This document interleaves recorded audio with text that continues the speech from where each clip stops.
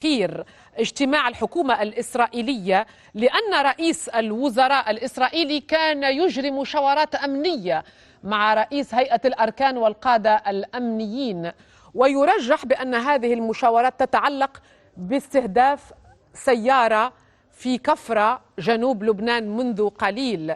وطبعا هذا الهجوم أدى إلى مقتل عنصرين من حزب الله حسب المعلومات الأخيرة. هذا وقد أفاد مراسلنا بأن أنباء أولية عن مقتل هذين الشخصين في الاستهداف ووصول 6 جرحى على الأقل إلى المستشفيات جنوبي لبنان. عموما معنا من مرجعيون سلمان العنداري لمزيد من التفاصيل. القتلى إذن هم عناصر من حزب الله.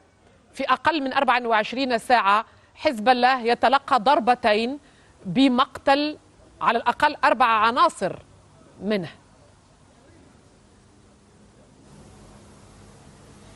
نعم فضيلة، هذه هي المعلومات الأولية. ما حصل قبل نحو ساعة بأن مسيرة استهدفت بصاروخ موجه سيارة بين طريق كفرة وسربين في قضاء بنت جبيل شمال شرق أو جنوب شرق مدينة سور، أدى ذلك إلى احتراق سيارة بالكامل وتضرر سيارة أخرى بشكل شبه كامل وإصابة عدد من الأشخاص. المصادر الطبية تتحدث عن سقوط شخصين إضافة إلى 6 إصابات وصلت إلى المستشفيات.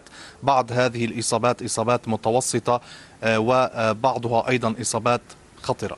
إذن هذه هي المعلومات. عنصران من حزب الله استهدفا على ما يبدو في هذه المسيرة أو هذا الاستهداف الجديد الذي يأتي بعد 24 ساعة تحديدا من الاستهداف الأول في منطقة البازورية يوم أمس بين منطقة البازورية واقفة كفر دبة والبرج الشمالي في الجنوب اللبناني.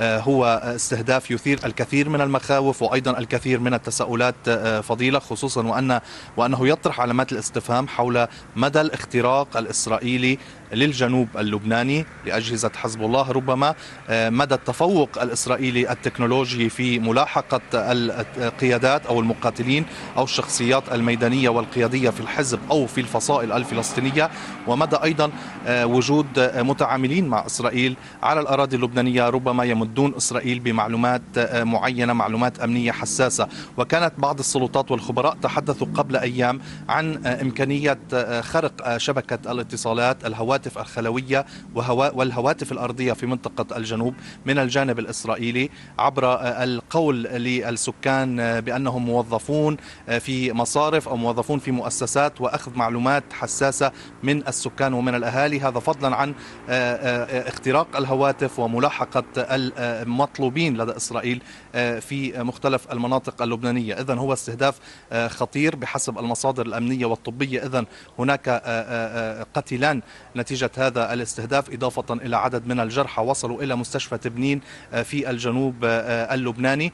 بالتوازي مع هذا الأمر كانت الغارات الإسرائيلية على منطقة يارون وأرميش تتواصل في هذه الأثناء، إضافة إلى قصف إسرائيلي مدفعي في عدة مناطق وبلدات في القطاع الشرقي، وإعلان حزب الله لاستهداف ثكنة برانيت الإسرائيلية وهي منطقة عسكرية أساسية في تلك المنطقة في القطاع الأوسط، كانت قد استهدفت بصواريخ بركان في نوفمبر الماضي. ولكن هذا الحادث الأمني الجديد في الجنوب اللبناني تحديدا في كفرة يطرح علامات استفهام ويعيد إلى الواجهة الاستهدافات والاغتيالات الإسرائيلية لقياديين ولناشطين ومقاتلين من حزب الله أو من الفصائل الفلسطينية، خصوصا بعد مرور 24 ساعة من الاستهداف الأول وبعد نحو أسبوعين من استهداف وسام طويل في خربة سلم ونحو 20 يوما من استهداف صالح العروري في الضاحية الجنوبية لبيروت باستهداف بصواريخ مسيرة أطلقوا على شقة سكنية كان يتواجد فيها صالح العروري القيادي في حركة حماس.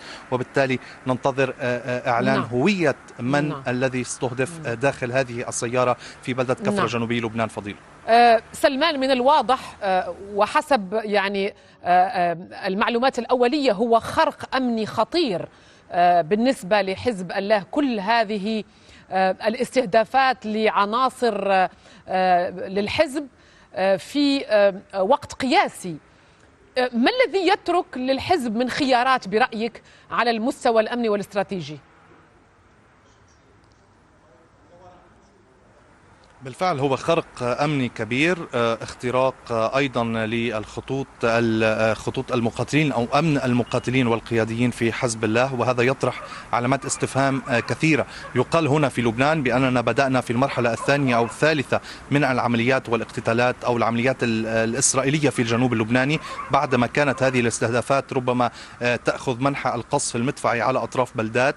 انتقلنا إلى قصف للمنازل، والآن نحن في مرحلة الاغتيالات المباشرة، العمليات الدقيقة، استخدام الصواريخ والمسيرات لاستهداف شخصيات قيادية حساسة في صفوف حزب الله أو في صفوف الفصائل الفلسطينية.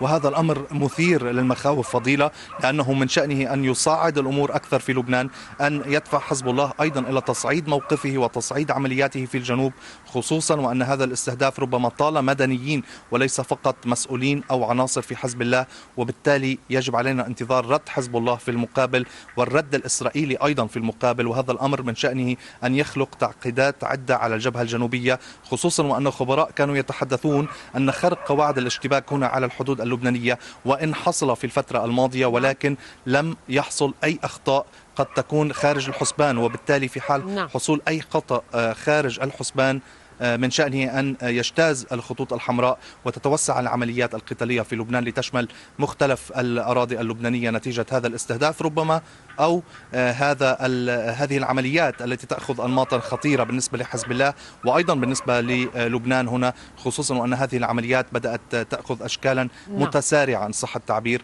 في غضون أقل من 24 ساعة في الفترة الأخيرة وفي الشهر الحالي، حيث نفذت 4 عمليات اغتيال أتركك طبعا الأراضي اللبنانية. للاستمرار في معرفة ما يجري على الساحة اللبنانية وهذه التغطية لما حدث اليوم في بلدة كفرة جنوبي لبنان من استهداف إسرائيل لسيارة عن طريق مسيرة. سقط في هذا الهجوم قتيلان هم عنصران من حزب الله بالإضافة إلى مجموعة من الجرحى. سامي قاسم يستكمل معكم هذه التغطية.